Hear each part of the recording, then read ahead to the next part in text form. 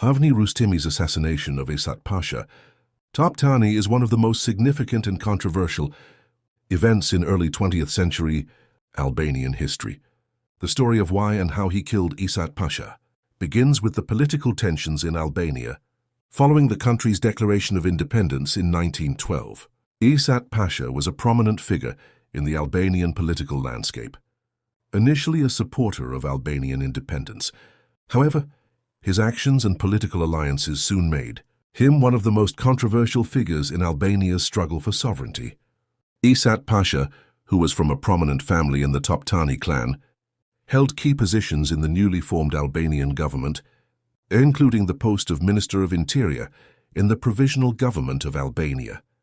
However, Esat Pasha's political maneuvering and ambition led him down a dangerous path.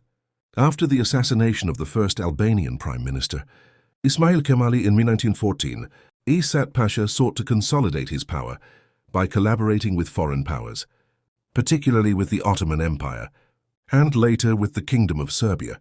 His actions, which were seen as traitorous by many nationalists, including Avni Rrustemi, caused outrage among those who fought for a free and independent Albania. Esat Pasha's collaboration with the Serbs, in particular, angered many Albanians. In the years following Albania's independence, Esat Pasha was seen as a man who sought to create a puppet regime under foreign influence, betraying the very ideals of Albanian nationalism. His pro-Serb stance, especially his role in the division of Albanian territories with neighboring states, was seen as a betrayal by nationalist circles. Rrustemi, a staunch nationalist and fighter for Albania's sovereignty, was particularly incensed by Esat Pasha's betrayal. The assassination took place in 1920.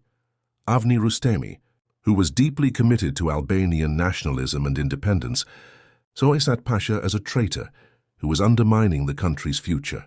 Driven by this belief, he took the decision to eliminate Esat Pasha.